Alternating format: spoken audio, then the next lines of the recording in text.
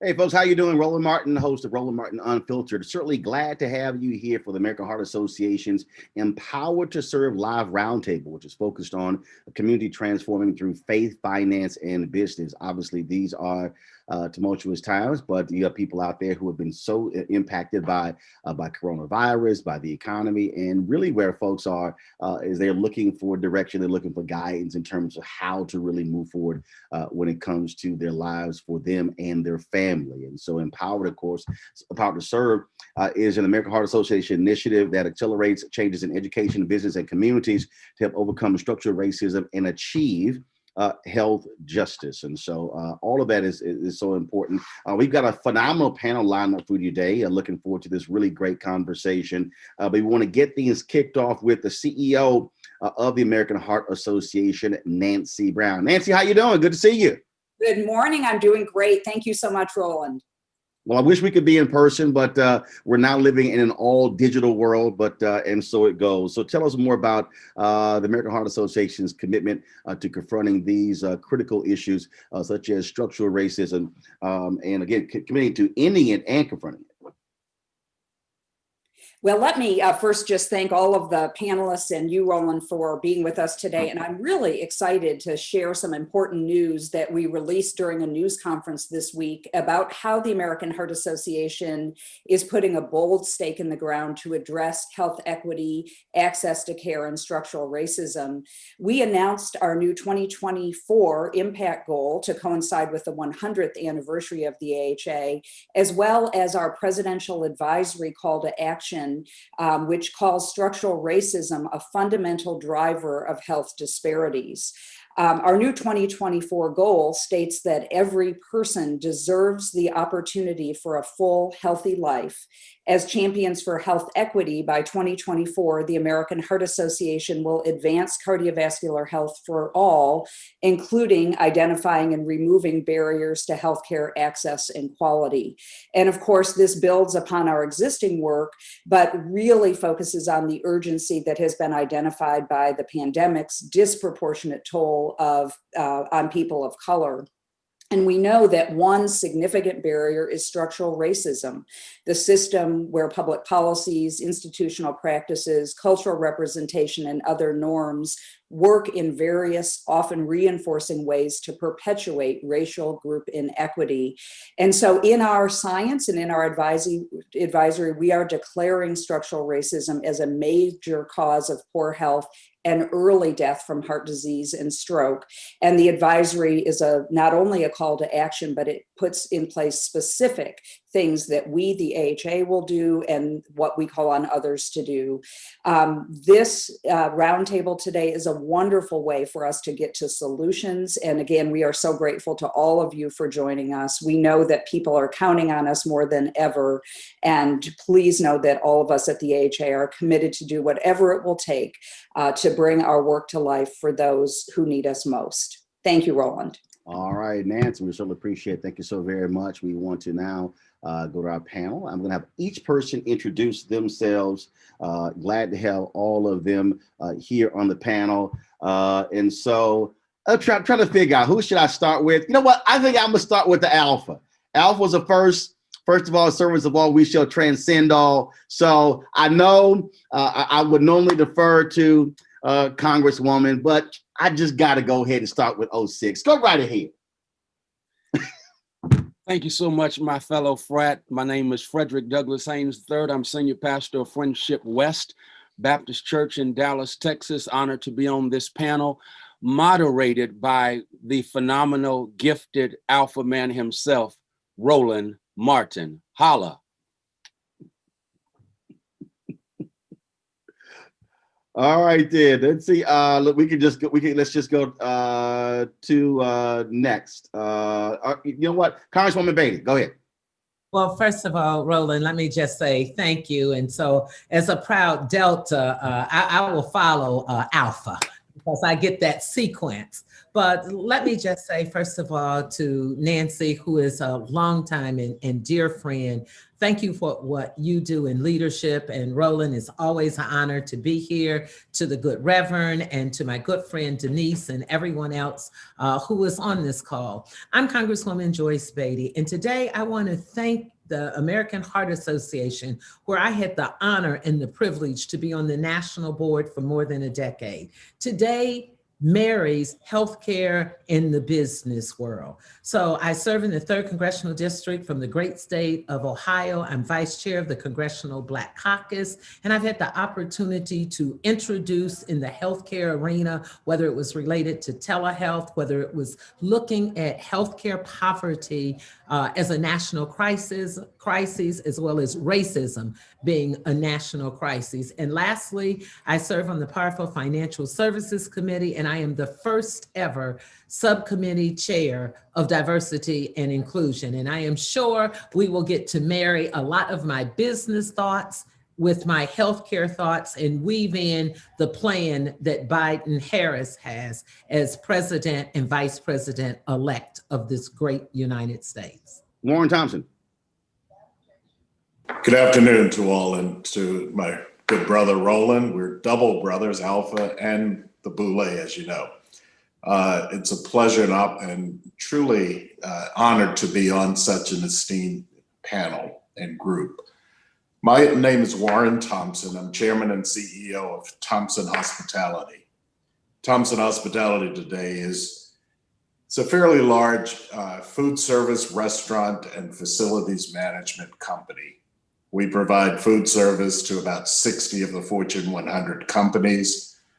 We also provide food service to hospitals, K through 12 school districts. We also provide food and services to about 20 of the historical Black colleges and universities. So we're the largest player in that segment. We also have a retail restaurant group. We operate about 22 restaurants today. We're actually opening a new restaurant every month going forward. So we're excited about that. We're also operating in the hotel segment. I'm involved in about 20 hotels, and we provide food service restaurants in hotels these days. I'm excited about this panel because I think first and foremost, health is a fundamental right. It's not an option. It's not a luxury. It's a right that all Americans should be able to enjoy. And I think that dovetails very well with corporations and the need that businesses have to make sure that our associates and our customers are in good health. Thanks.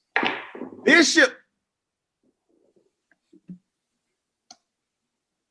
Good afternoon, Roland. And also thank you, Nancy and the American Heart Association, for assembling a stellar panel of people who have expertise that will merge and blend to have a very good and diverse conversation. I am the presiding bishop of the 10th Episcopal District of the African Methodist Episcopal Church, which is the great state of Texas. And so to all of AMEs around the world, especially to those who I have an opportunity to serve in Texas. I'm also the founder and CEO of Sailor Leadership Encounter for Women, which is a premier organization that provides resources, teaching, instruction for women to get to their next level, whether they're in Act 1, Act 2, or Act 3.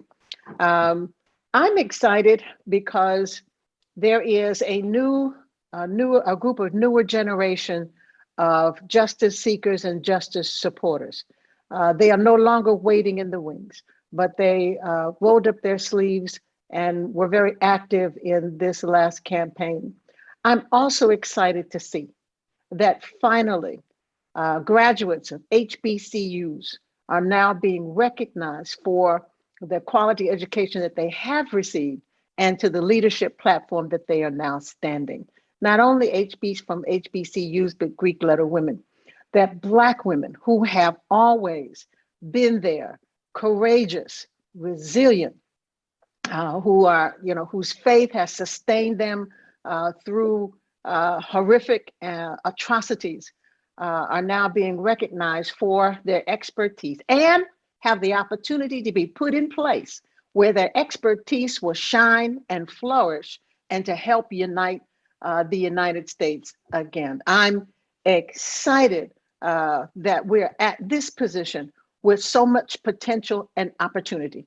And we cannot allow this opportunities and potential to be wasted in infighting and bickering and grandstanding. That we all must come together to work together so that we can live together in peace. And I thank the American Heart Association for doing this 2024 plan. And then if they're not going to do it, I'm going to challenge every other organization, every other health organization, whether it's arthritis, whether it's whatever the organization is, that they take a look at this plan and adopt it so that we can really seriously address health disparities. Jacqueline. Thank you for including me. Thank you very much, Jacqueline. Thank you, Roland. So excited to be here, everyone. My name is Jacqueline Wagner. I'm the president of the Solutions Division of Enterprise Community Partners. If you haven't heard of us, Enterprise Community Partners is one of the largest affordable housing nonprofits in the country. We have teams working at the national level and people on the ground every day fighting and striving for communities that are stronger and more resilient. And we advocate for good policies and systems at the federal, state, and local levels for the sheer fact that 1 in 4 renters, that's 11 million families across this country, pay more than 50% of their income every month on rent. And that was before COVID-19. So like so many of you, my heart is aching and I'm sickened by the disparity of deaths to Black Americans because of COVID-19. And we need to grapple with what we need to do about that. And I'm so excited that the American Heart Association is talking about the intersectionality between housing affordability and health. You both are needed. And out of this crisis, what I hope to see, what I think is exciting opportunity that we're having this conversation today. A year ago, we wouldn't have been having this conversation, but because the racial strife that's in the country and the disparity that's impacting Black people and other people of color across this country, these conversations are real and timely. And I always say, we always talk about all of these systems and how they're impacting people. But if you fix systems for Black people, we're going to fix it for everyone. So I think housing and health are essential platforms to a good life. I'm excited to be here today. Thank you. Amy.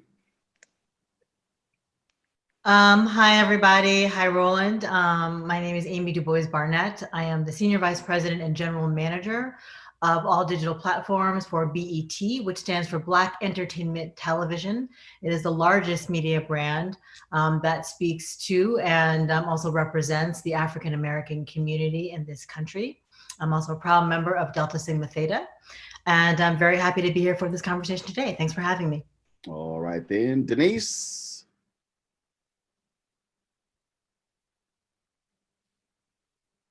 Denise, you're on mute. Denise, you're on mute. Sorry, thank you. I swore we were going to get through everybody not being on mute, but go right ahead, Denise. Go ahead. Hi, good day, everybody. My name is Denise Bradley Tyson, and I'm the founder of the Bernard J. Tyson Impact Fund that we've been fortunate enough to launch in conjunction with the American Heart Association. And just in terms of being inclusive, I went to Stanford and Harvard Business School, so I want to say that there are a lot of good, committed Black folks who've come from those institutions as well. And my husband, my late husband, who was the first African-American CEO and chairman of Kaiser Permanente, who unfortunately passed a couple of days ago, a year ago, on November 10th.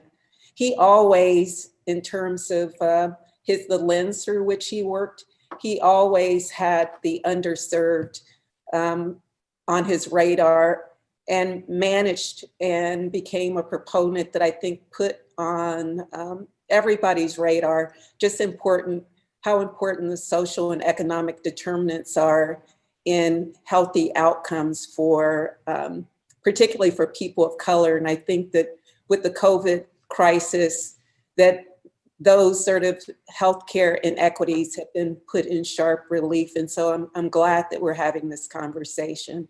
And I've been happy and working with the American Heart Association that we've already made inroads in terms of getting support from individuals and corporations who recognize the important work that Bernard left undone, that we're committed to getting done and supporting institutions that are already on the ground in communities doing that work. All right, last but not least, Matthew Knowles. Thank you, Roland. I first want to say to Denise, I'm sorry to hear of your loss. Thank you. You know, I'm Matthew Knowles. First and foremost, I'm a cancer survivor. It's been a year and 3 months now. I'm sure we'll talk more about that. The first call I made was to my friend, Nancy Brown, who I've known now for about 15, 20 years. She has an incredible team, and I'm very proud of what the American Heart Association is doing, and to invite us all here today. I'm an educator, 14 years in teaching in colleges. I teach at Prairie View A&M, University of Houston, and Art Institute this semester. Author, motivational speaker, and 27 years in the entertainment business. Thank you for having me. All right, then. Certainly glad to have everyone here. We've got lots of panelists. I want everybody to, if we can keep our answers short and tight so we can work people, weave in and out with the various questions. I'm going to start this way, and that is when we talk about systemic racism. So much impacted this country after the murder of George Floyd on Memorial Day of this year. We have seen companies, we've seen governmental agencies, we've seen nonprofits, we've seen media institutions really look inward to examine themselves. I am terming what we're dealing with, some people call it the reckoning. I keep saying this has to be a third reconstruction. And so from your vantage point, how do you see where we stand when it comes to the issue of racial justice, battling inequality, specifically when it comes to impacting health, because COVID really put it front and center. 1 in 1,000 African Americans dying from this. Also, we're seeing, again, how so many people have been impacted based upon race. And so in this moment, this reckoning, this third reconstruction, how do you see us changing and moving forward to fix a lot of these historical issues? Anybody can jump in.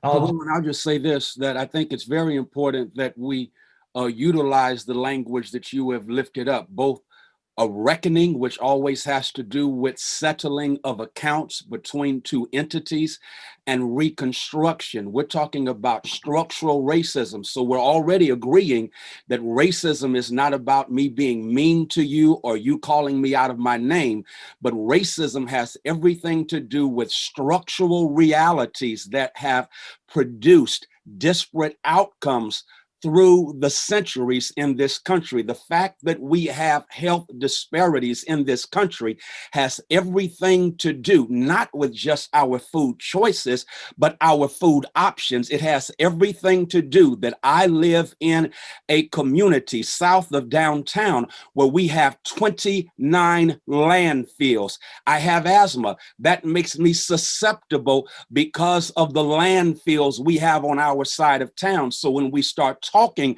about this reckoning, we must use the language of reconstruction, because the structure as it is right now is designed in a diabolical fashion to ensure that we have these disparate outcomes. So I love the fact that we're talking about reconstruction when it comes to reckoning, because again, as long as the structure remains what it is, we'll continue to produce what we have produced. From a media perspective, at BET, we recognized that, media has long been a part of, the problem in terms of, perpetuating stereotypes that structural racism has created over hundreds of years. So over this past summer, we implemented a program called Content for Change.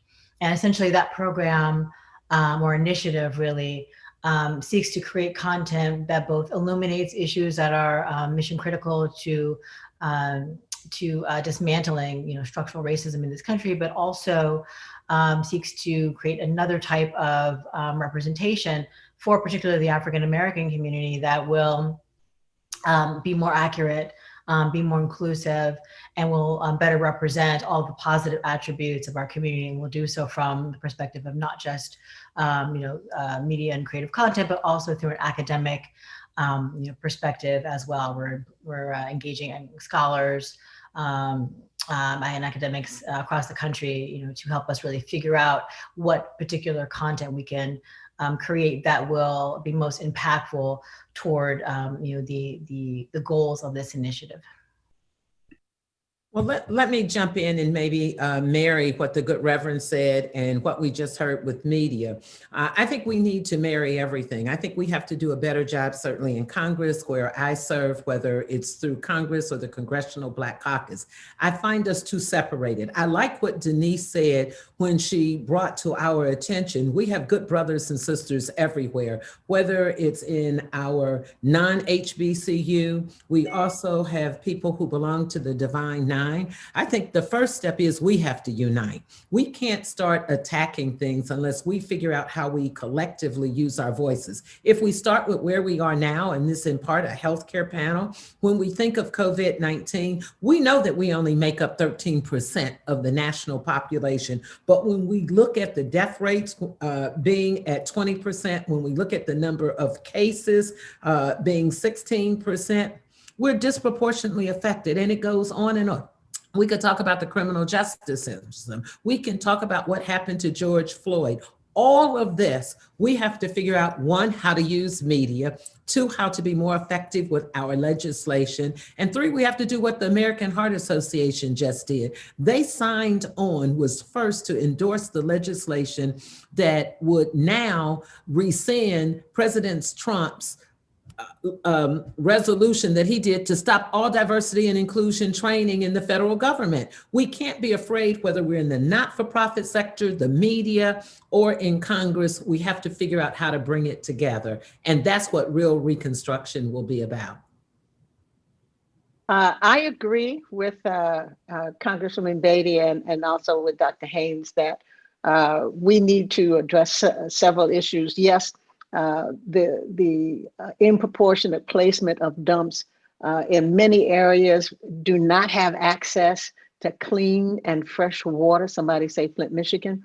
But there's also food security. In too many of our communities, there's no opportunities to get fresh vegetables, fresh fruit, the things that you need to eat to stay healthy. You can get fast food. You can get alcohol, you can get everything that can add to a serious health condition, but the limited access to fresh food. And then secondly, there is a major distrust in several of our communities of the medical health system. And that goes all the way back to, somebody's gonna need to bring it to the table, because we have these vaccines that are emerging, and are they really gonna be helpful in our community? Because we know some things work for us and some things don't. So we have to have a wonderful discussion on how we're going to make the bridge between communities that do not trust health system and how we can help them be trusted. And that's where the faith community comes in, because we can be a part of that bridge. As they are a part, whether they're in the community, a part of your church, or not a part of your church, we can provide a bridge to help people to go get the treatments and the examinations that they need. For too many of us die of curable issues because simply they just don't trust the system. The comments that were made about food really came home to me, because that's the business I'm in.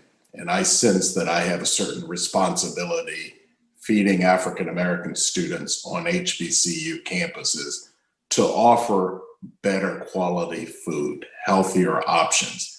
As an example, when I take over a university account, I refuse to have any canned vegetables in the operation. We only use fresh vegetables, whether it's corn, whether it's kale, whether it's spinach. We only use fresh vegetables. And we have now over the years seen our young people learn that fresh vegetables taste good. Now the line forms for fresh vegetables the same as it forms for hamburgers and French fries. But what happens all too often, if I lose an account, if I lose an HBCU to a competitor, it's because we allow that competitor to come in and offer the canned vegetables again, the same quality that they would serve to a prison, and undermine the price, take the business away. The university may save $1 today, but what is it doing to our young people for the future? Hi, it's Denise. And Mr. Thomas, I hope that we have the opportunity to talk to you at the AHA Bernard J. Tyson Impact Fund about the work that you're doing around food insecurity. But I think to everyone's point, it really does take a village. It takes our faith-based community, it takes our legislators, it takes organizations like the American Heart Association, it takes corporations, it takes media partners like BET, who lead the way in terms of giving a platform to influencers, whether they're on television or across social media. One, in terms of just addressing some of the inherent sort of distrust that our communities have had with the healthcare system. And again, not to, I learned so much from my late husband in that, because of what he represented, he was sort of an agnostic, advocate across party lines, and a trusted voice that I think that we're finding, because of who he represented and with his commitment to addressing the social and economic determinants that influence health, that we have the opportunity to engage them as partners in this journey to ensure that the next generation isn't faced with the same systemic racism challenges that previous generations have faced as it relates to healthcare system. I know Bernard took a very holistic approach to healthcare, which included not only one's physical well-being, but looking at the factors which determine one's physical wellness, whether it was food insecurity, housing insecurity, mental health issues, environmental issues. And he used his platform to raise money and voices in all of those areas. But it started, and I think the fundamental thing that we get back to is economic equity for people of color in terms of ensuring that people are employed in jobs where they have a living wage, that they can afford to have housing, which that housing and food insecurity, feed into one's mental wellness. The stress factor that people, face really is a strong determinant in terms of, one's wellness. And he really he wanted people to have everyone to have access through the front door. And one of the things that he did and sort of led, but unfortunately he didn't get to see open, was the recently opened Kaiser Permanente Bernard J. Tyson School of Medicine in Pasadena. And that school has 50 students in their inaugural class where their tuition is 100% paid for. And the whole focus of that school is really sort of training up doctors who will then go back into the communities where they came from to serve populations. And they're being trained not only in mental health issues, but also food wellness.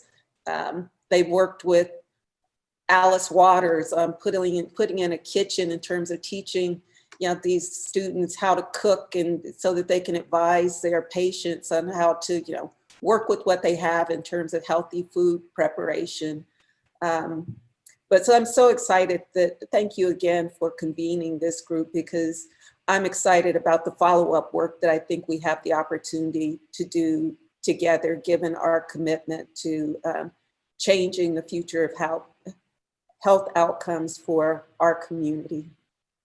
I want Jacqueline and Matthew to weigh in on this aspect of this conversation, because again, we are seeing lots of folks talk about what we're going to do, what we need to do. We're looking at all these different announcements, and there's a book that's a phenomenal book. It's called Operation Breadbasket: An Untold Story of Civil Rights in Chicago, 1966-1971, by Martin Depp. And this is the book right here. And one of the things, Jacqueline, that Depp wrote, out of all of these initiatives that Operation Breadbasket initiated, when it came to hiring, when it came to contracts, when it came to putting money in Black banks, hiring businesses, he said the greatest mistake that they made was that they did not have enough follow through.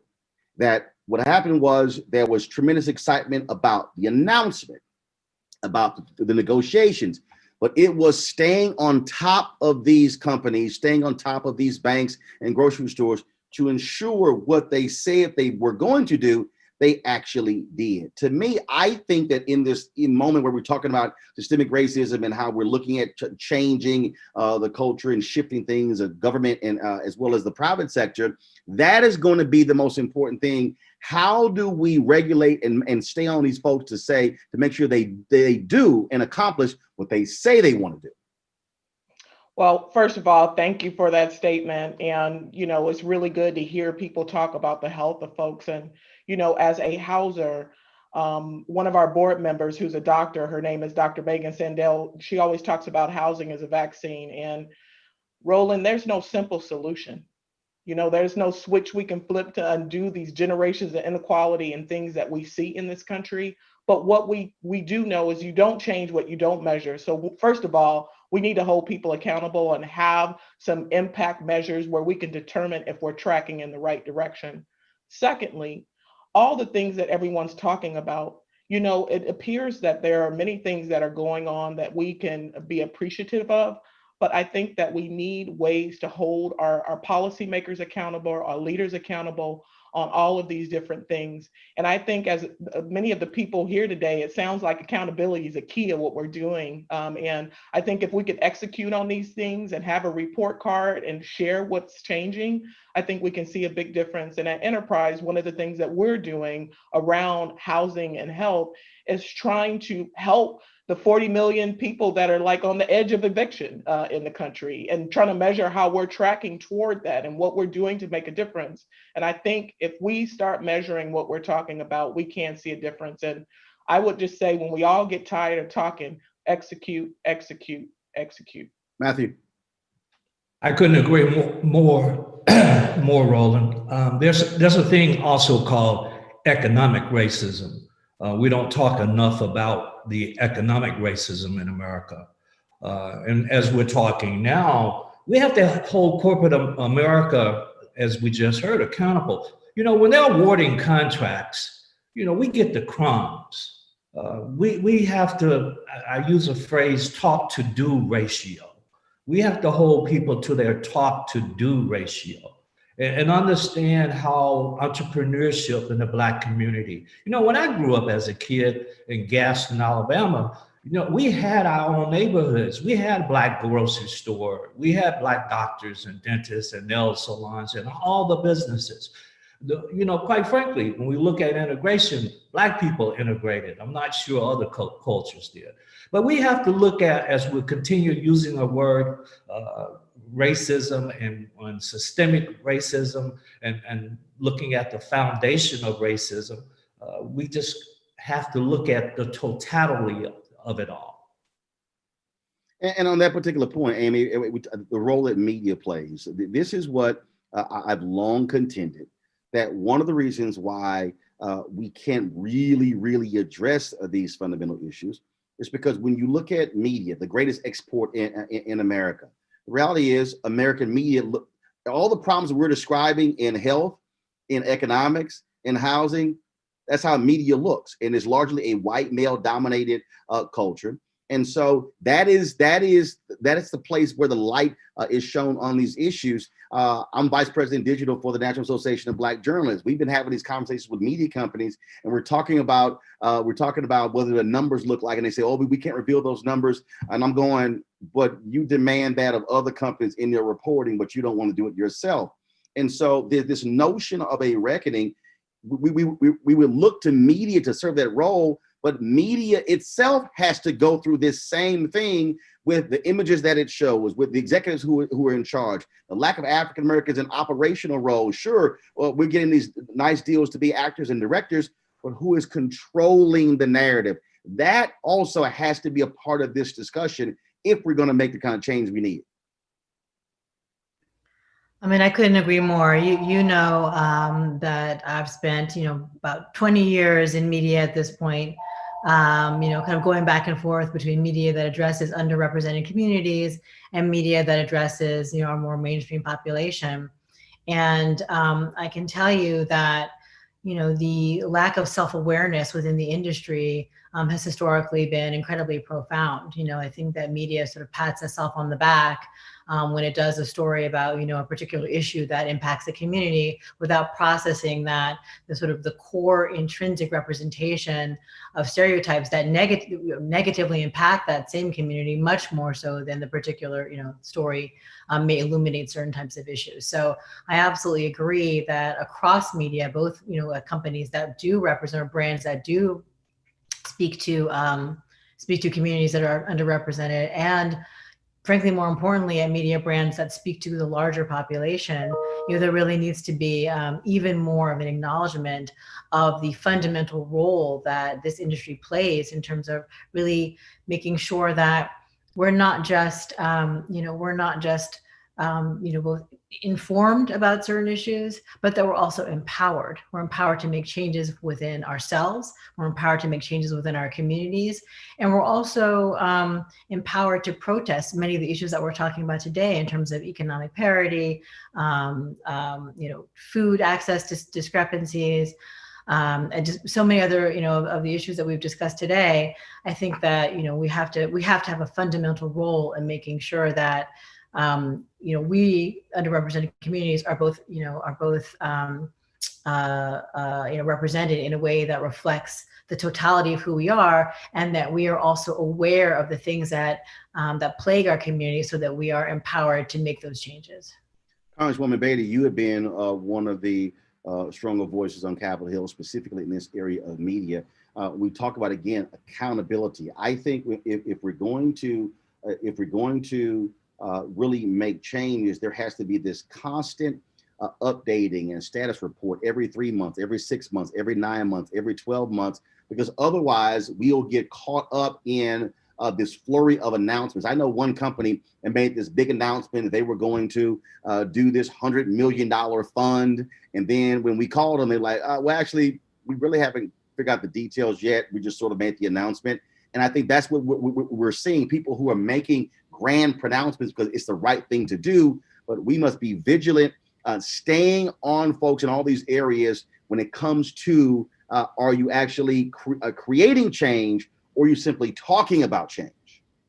Well, first of all, Roland, you are so on target with that. One of the things that I am proposing that we do is do what we did when we first started with CRA's Community Reinvestment Act. We had a report card, and we reported back through the nation. And this is something, having the strong media voices we have with you and Amy and others, and then we have the rest of us. I think we ought to have a transition team that looks at accountability. We have all of these leaders that will come in place in their respective areas. But when I think about the religious community, and I'm so glad to see my friend and soror, the bishop, I didn't see you earlier, but Roland, I just have to take a moment and pay my respect and due for her also joining us. I think we do a report card, and I think we put our team together. together, just like the Heart Association put this team of people together, very diverse in our lifestyles. We should have a call for action and that we're going to put a report card out. They do that for members of Congress all the time. I proudly get F's on the NRA, and I proudly get A's when we talk about protecting our environment. And people pay attention to it. And you are so right. We have corporate America who have come before our Financial Services Committee for the first time. Why? One, we have subpoena power. Two, they have to do it because we control the regulatory system, and they have made those pronouncements that it's going to be $100 million, or we're going to have the best diversity plan, and we're going to do this. Yet when we look at women, we still don't have equal pay for equal work. When we look at the C-suites, when we look at the corporate boards, we can count the number of Black people on one hand, 4 million with a finger left over. We don't have the sisters in numbers in those positions. And that's something we should do as a call of action. And then that will take care of some of the other things. We've heard a lot about food deserts. We've heard about healthcare. We know those disparities exist. And we know people on this call have been fighting against all of those disparities and putting great ideas together. So I think you will hear from us, and I'll give credit to this group, that we call for a national report card, and we put the same types of topics in as we're discussing here, that we talk about our health and safety, and we talk about our economy, and we talk about social injustices. And if you marry those three, the rest can come. Pastor Haynes, that was one of the things that the NAACP used to have, that report card in for the hotel industry and number of different industries as well. But on this point of media, and again, where you're constantly exposing the light, specifically with Black media, what we're actually seeing is frankly, we're seeing shrinkage. When you look at terms of where we stand with our historical magazines, Ebony, Essence, Black Enterprise, look at how digital is rising. But the reality is we're also, to Matthew's point, Black media is being starved of dollars, and that is getting not even crumbs, getting half of a crumb. So now you don't have the ability, the capacity. But Pastor Haynes, we also have to look inward, and that is of our Black media institutions.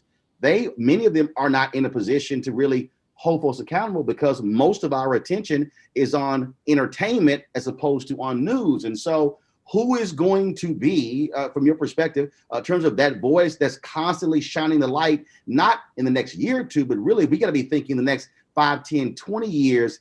Black media also has to grapple with that. Are we still doing news, or are we so caught up in entertainment, gossip, sports, makeup, culture, things along those lines?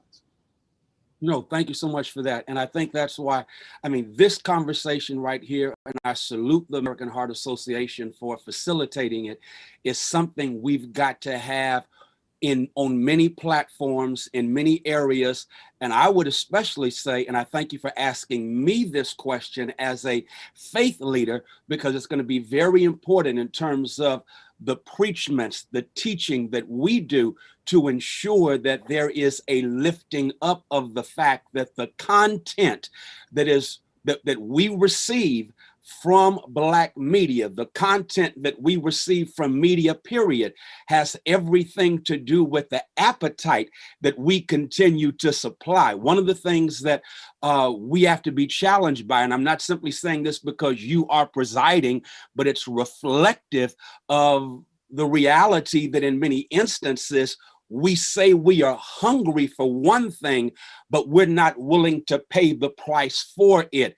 You decided to go out and basically say, hey, I'm not going to wait to have a seat at the table. I'm going to create my own table and ask the community to support my table. And sadly, too many of us do not support, and I'm talking about financially, the kind of news that you are giving. And the kind of news that you are giving is news that basically gives us a voice.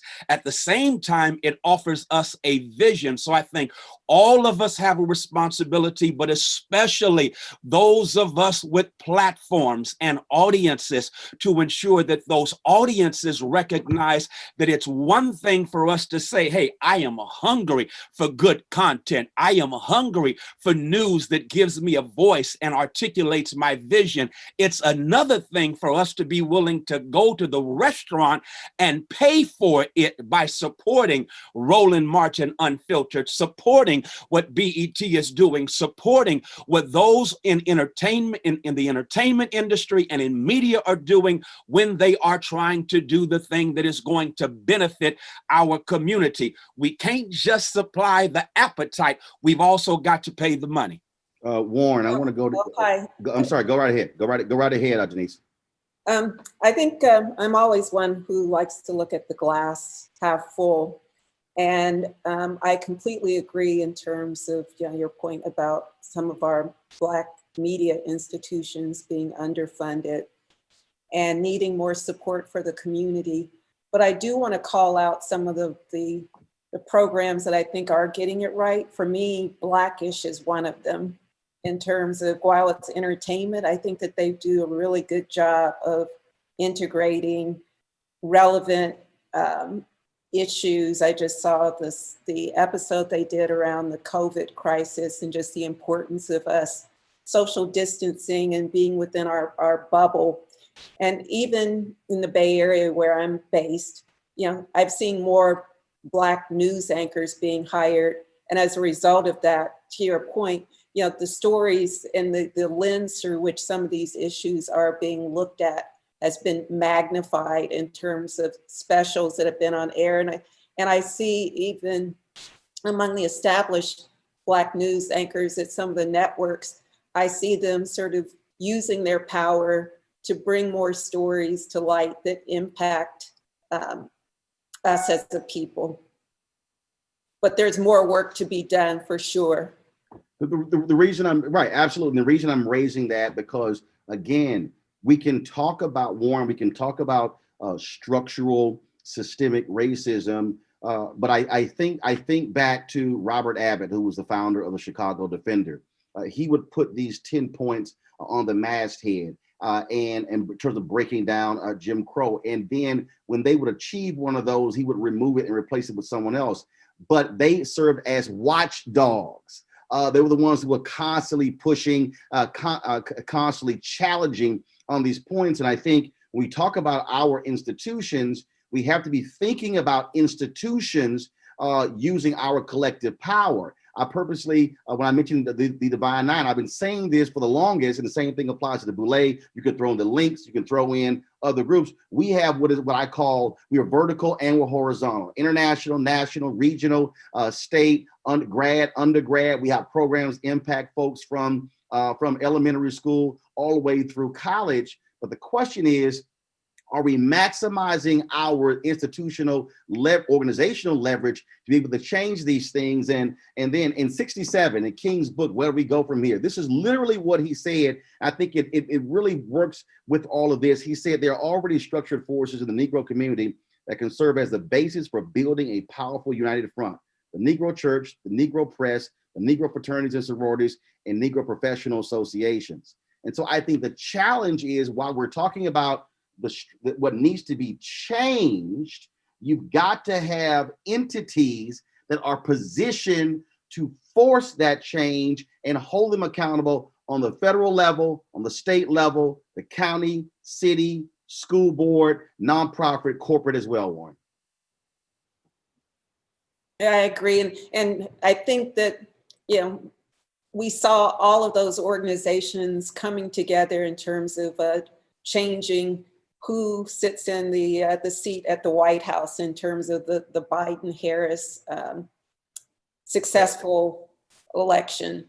And the Boulé, the links, the fraternal organizations, media outlets all came together in terms of supporting the change. And so I think we need to make sure too that sort of energy, because there's still so much work to be done. This is just the beginning of taking on a lot of the issues and all the work that had been done in terms of the rolling back of, hard-fought battles, that we have to stay vigilant and continue to sort of mobilize. Again, it was just the start, not the end. You're absolutely right in terms of the institutional and structural changes that need to take place. As an example, right now, because of what has happened in 2020 in the streets of America, you find more corporations now looking for African-American board members than ever. Just before this, I got off a call with one of the headhunters, one of the more prominent firms in terms of placing board members. He said to me, "We need more Black board members. We need them. Where are they? Where can I find them?" Almost comical. But they go to the same people all the time. He goes, "Yes, I know that person. I know that person." So, but corporations are doing that because the institutional investor groups have said, if you don't have a diverse board, we're going to downgrade your stock, or we're not going to hold your stock.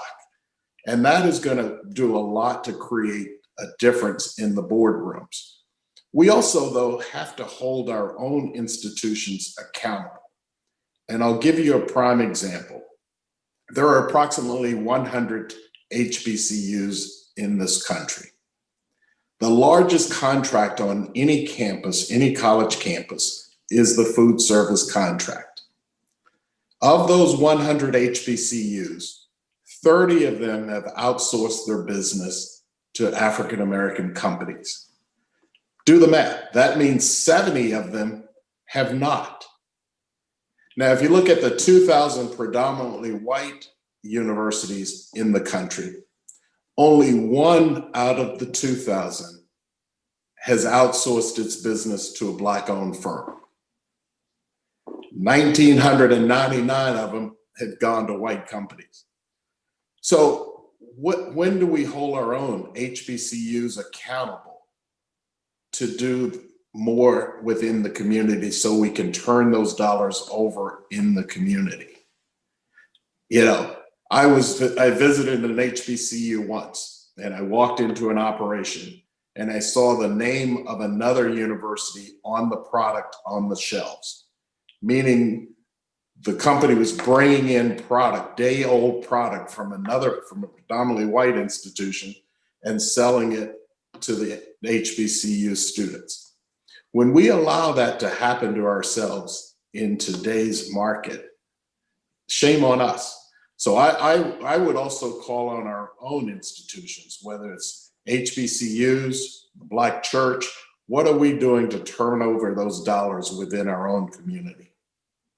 I want to bring in Jacqueline here, Jacqueline, because if anybody who's paying attention to this conversation, you listen to every single person who's been speaking, it's amazing how we keep getting back to the money. Because when we talk about this issue of structural and systemic racism, we cannot ignore the fact that America is a capitalistic society. There's only one federal agency that shares a lawn with the White House, the Department of Treasury. You can walk out the side of the Treasury, and in 100 steps, you actually be in the East Wing of the White House. It boils down to money. And what I think where we have to be is put money at the forefront and not just say, okay, you got to throw money at it, but understand. Again, I go back to what King said. America didn't cost America much to allow us to go to hotels and drink out of water fountains and swim in swimming pools. He said, but will America write that a big check, a deal with the economic piece? And in the area of housing is a perfect example. 2009, we dropped to 40.9% Black home ownership, the lowest rate since 1968 when the Fair Housing Act was passed. It's bumped up 2 or 3 points, but the fact that we're not even at 50% of capacity of Black home ownership, and that's where most Americans are able to get their wealth. That goes to money. Then that goes into redlining. It goes into credit reports. That goes into our ability not to be able to go up in various careers, and now we're limited with salaries. And so money speaks to all of these issues. And so we have to force, frankly, the money conversation at every juncture. Well, hey, you know, this is my type of topic because money needs to have some intention. And I think we need to approach how we approach systems and policies. I think for years, this country has been rolling race neutral policies, and it's gotten the results we see on Black Americans. And we need to recognize that we cannot change things for people of color in this country without putting some equity into these strategies. And when you talk about the Fair Housing Act and ensuring that people have a place to live, I mean, we're talking about health here, but housing is an essential platform to people's success. If you don't have your health and a roof over your head, you can't get to education. You can't get to a good job. You can't grow in these things. And so I think that it's important that we not only talk about money, but how it's spent, and that we make sure that that money is trailing to the most marginalized groups in this country. And when Congresswoman Beatty said about the 13% of Black Americans in this country, if we don't have housing, what we do is end up homeless. And that count is at 40%. So that means every other person in America who's experiencing homelessness is Black. We need to do better. So we need policies that are not race neutral, but that have racial equity, and that money trails behind that need. See, Denise and Matthew, and I'm gonna pull up a couple other folks here. Again, each time we talk, go back to this issue of money. I look at this whole conversation right now. People are saying, "Oh my goodness, only 2% of venture capital money is flowing to Black and other minority-owned businesses." And so, what must we do? Well, first of all, if you step back for a second and realize, if you're talking about venture capital money, which is up here, where does venture capital money largely come from? Pension funds. Who are the people who basically make the money for pension funds? 45% are Black and brown people. And so I make the argument, if we mobilize Black and brown people to say, hey, if y'all are managing our money, you got to invest in companies that believe in racial equity.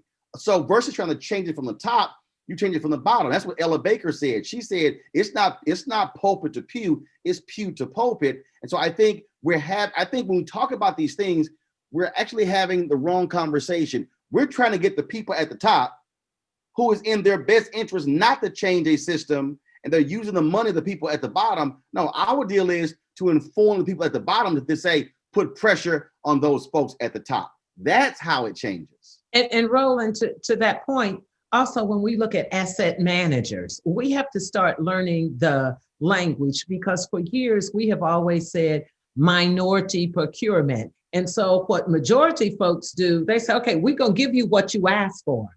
And I don't know about you, but what in math makes 3%, 5%, 8%, or even 15% something we should get happy about? So in the Financial Services Committee, I have been saying to Black folks and brown folks, we have to stop saying minority procurement, and we have to say business diversity. And we have to do just what you're saying, because if we start where we are now at the top, we're not there.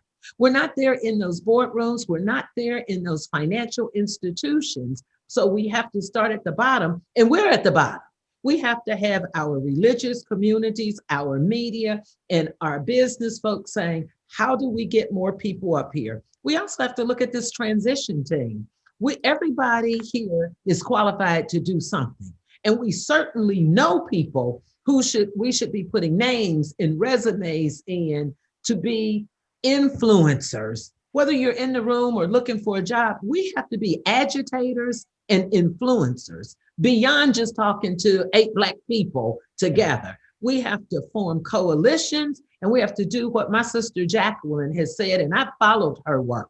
And as she speaks truth to power, we have to start doing that collectively, and we have to say some uncomfortable things to everybody. Denise said it, now end on this. If we just look how we started this off and got excited because there were alphas and people threw up the Q and the Delta, and I'm sure we got some AKs and everything else, and independent folks. And then you mentioned the Boule. You know, we have our CUSAs and Archons. If we just took all of our folks, NAACP, Urban League, all of our Black healthcare, all of our folks who fight for social justices, and got together and said, here are our top 5 things. We're not asking for the world. Here are our top 5 things. And we have to take it to our own folks. So it's just something that we can think about. Denise? Just a couple, I agree with Congresswoman Beatty, one in terms of the whole notion of how we frame sort of putting pressure on organizations, because for too long, when people spoke to sort of, increasing diversity among minorities, white women were the primary beneficiaries of that, as opposed to, Black and brown people, and us specifically. And I really do think back to, Roland, where you started. I think it's a two-pronged approach where we have to put pressure on both sides of the equation, both sort of at the grassroots level, working with, everyone from, our community groups to putting pressure on the pension funds. But at the same time, we can't let the CEOs off the hook, that we need to be working both sides of the equation. And I know in our case with raising money for the American Heart Association Bernard J. Tyson Impact Fund, not only have we been sort of tapping into some of the relationships that my late husband had in terms of being in the room at the business council meetings, being on the world stage with the World Economic Forum, but also looking at companies where he may not have had a relationship, but people say we're going to invest $100 million in sort of Black issues, that we're holding them accountable and that we're calling them and saying sort of, how are you dispersing that money, in terms of, let's look at ways that in which the organizations that we're working with that are already in the community, servicing the communities, very communities you say you want to support, are doing. And one of the things that we're looking at that I think is important always in terms of the lens through which we look at these things is sort of the double impact bottom line, where it's not only just sort of the community benefit, but just looking at sort of organizations that are sustainable in terms of not only within their community, but what of these are these businesses that are out there that are scalable, that can be exported into other communities, so that we're not constantly reinventing the wheel every time we go into a community, but in so doing, that we're creating more jobs, within those organizations. We're helping them to grow and expand. So, I think it's truly a collective effort in terms of us being strategic on both sides of the equation, both at the corporate level and at the grassroots level. But Matthew, well, the reason when I talk about the mobilization, and the reason that's important, because here's the reality, and you understand this. We can walk into a CEO's office. We can walk into a board of directors and say, we want to see this, this, this. But if there's no army behind you, then there's no pressure. Congresswoman Beatty used the word agitate. Frederick Douglass said, power concedes nothing without a demand, never have, never will. And so unless we mobilize and organize our infrastructure to then begin to apply that pressure, what will end up being is a handful of people making demands. Companies like, yeah, we'll do this, this, this. But if they don't feel that heat, they really don't have the incentive to really change this system. Because I can't think of a single thing Black folks have gotten in America that did not come as a result of intense pressure. Roland, you were reading my thoughts, because I was sitting here saying, as Black people, we spend $1 trillion+ a year. That's the gross national product of many countries. $1 trillion. When I grew up in Alabama in the 50s, when we demonstrated in the 60s, we also had economic boycotts. We don't do that anymore. We would say, you know what, Walmart, unless you do this, we won't spend any money with you. We have to stop asking permission all the time. Ask for forgiveness, not permission. And I know that might make some people uncomfortable. That's why I'm here, to make you uncomfortable. Well, Roland, let me say this to Matthew because he's absolutely right. But here's my issue. Someone mentioned how white women benefited. So true. Whether it was in business, when we start talking about 50% of the ownership, well, when we define minorities, it was white women in with minorities. But here's the thing. Black people have the worst health care because of economics or lack of knowledge. But when it was time to get out there and march and put those pink hats on, there were more white women out there at all economic levels. We have forgotten about our past and getting out there. When you look at the march, you can talk about young people, you can talk about Black Lives Matter, you can talk about socialists. They're out there fighting. We don't do that anymore. We watch it on TV.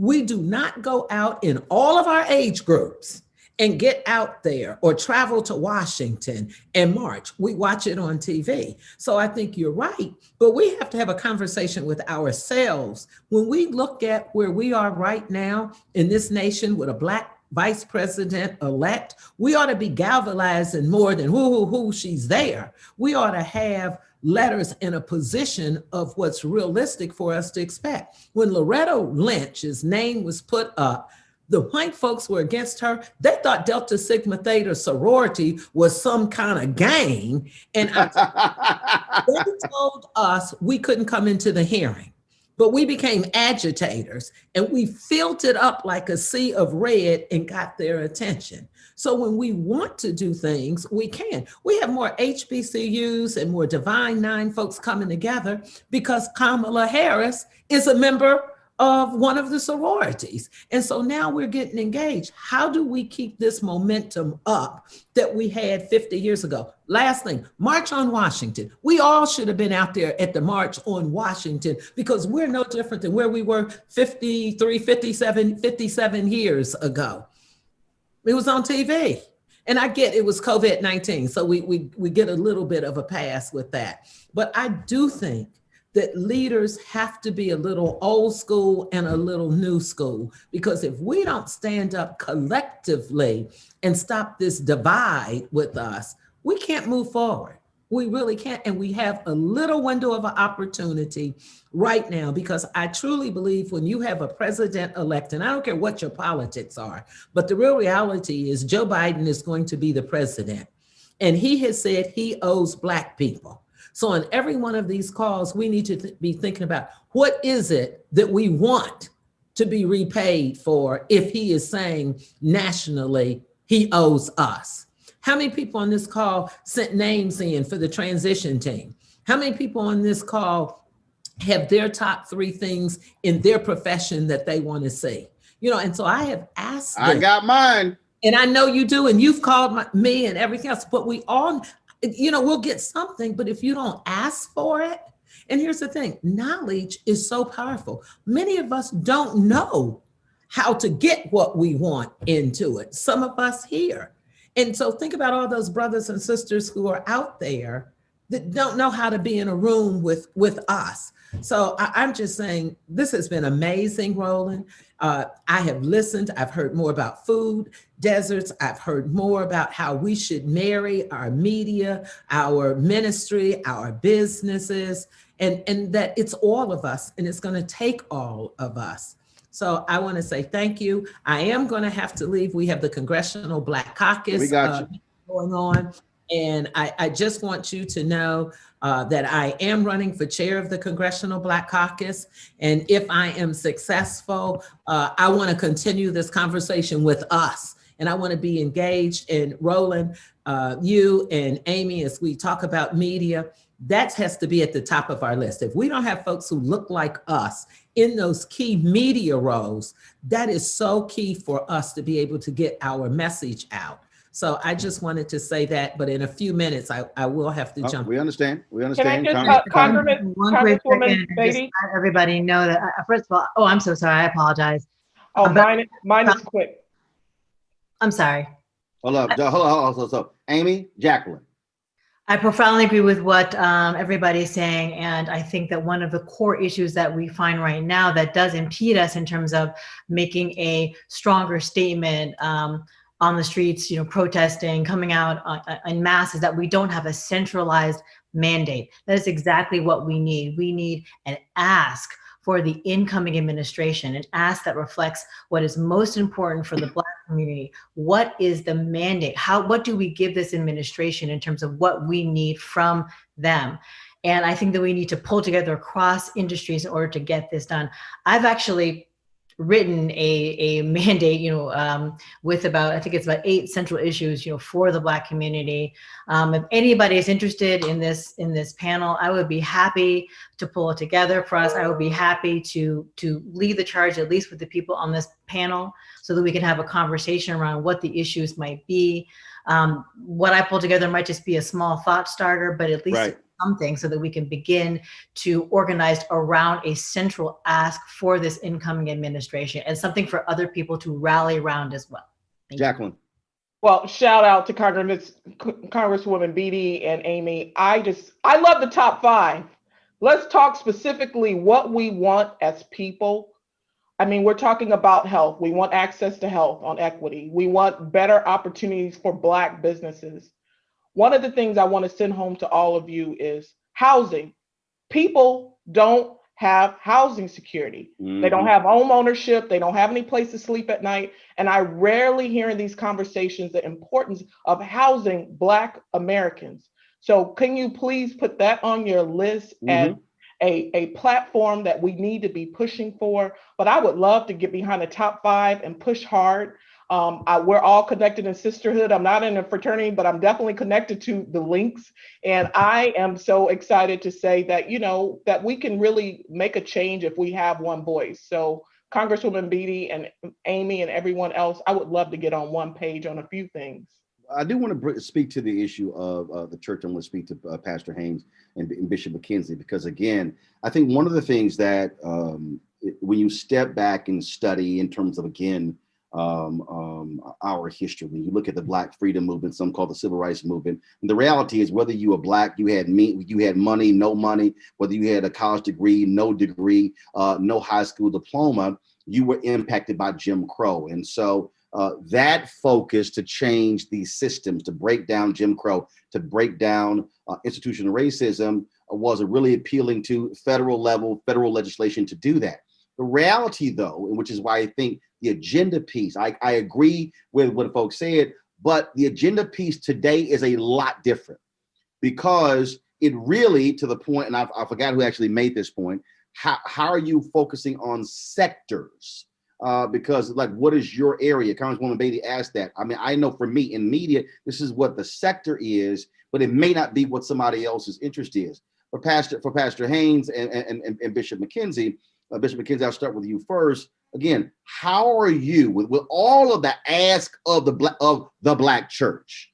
What is your advice to get folks to understand what their focus has to be, what that pastor, the ministry leaders has to be? Are you saying, hey, folks, this is federal, this is state, this is county, this is city, this is school district, and there are different asks, and you have to approach them in different ways, as opposed to this one shot, it covers everything? I would say that we have to understand that we have to stop waiting for people to put our agenda together. What's your agenda for us? What's your agenda for us? We need to develop the agenda together. Right. We've had great conversations. We've talked today. We have been Zooming since COVID hit about what to do and how to do and how to do it. I think it's time for stop talking and stop acting, that we rise above our own self-interest and egos and come to the table and say, this is what needs to be done. We can't do everything, but we certainly can choose 5, 7, or 10 things to do. In the faith community, we have been taking care of churches and communities forever. If it wasn't for some local churches, the people in the neighborhood would not be fed.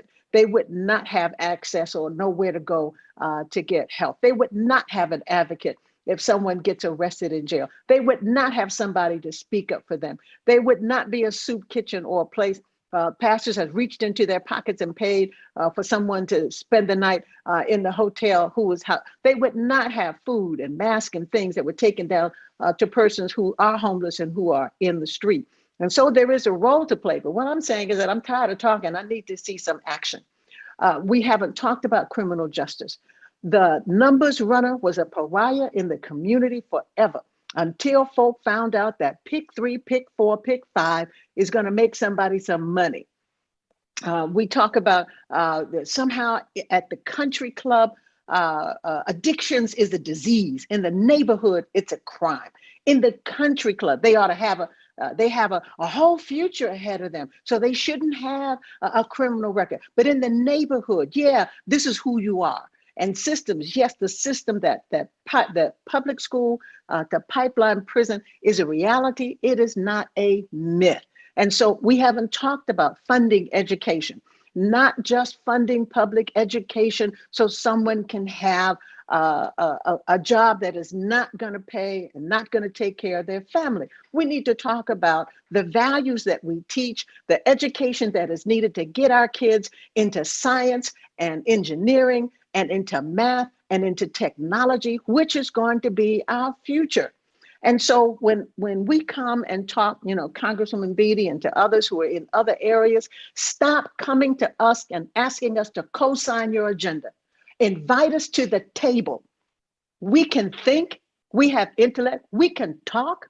We have been in the trenches making bricks without straw. So invite us to the table because we can tell you what works, because we have tried some things. And it's going to take you 2 to 5 years to catch up to what we have already done. Well, Pastor Haynes, that first of all, Bishop is right. But here's the thing, though. And when I had Ice Cube on my show, when he came up with his contract with Black America, this is what he said. He said, well, I came up with this after the death of George Floyd because I didn't see anybody else with a plan. I said, bro, there are lots of people out here with plans.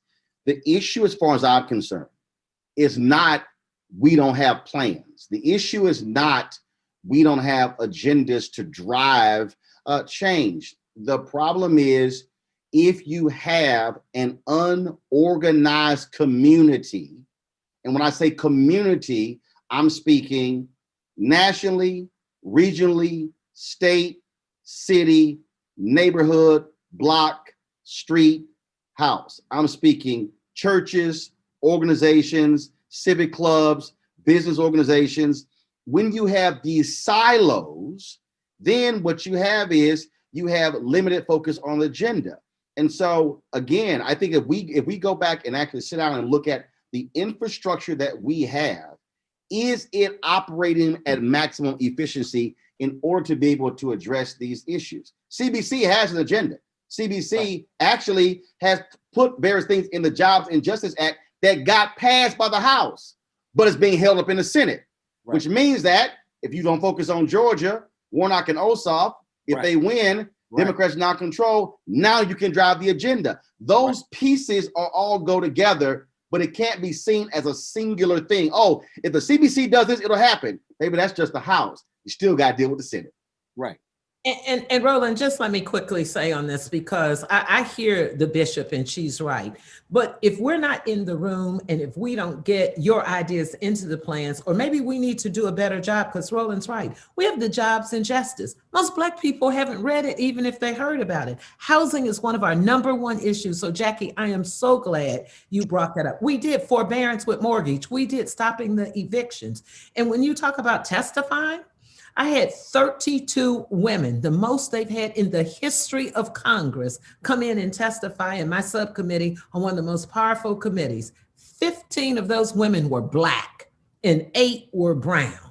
And so, but that's because we were in the room, and with Maxine and I together, we could do, but this is the first time this has ever happened in the history. But the reason no one knows that is because I go back to when you do not have a media infrastructure that's covering that, because mainstream is not, no one is going to know. And so that's one of the, again, I keep, Pastor Haynes, all of these things are interconnected. And I think when we begin to look at them that way as connecting the dots, then when you lay it out, people go, oh, now I get it.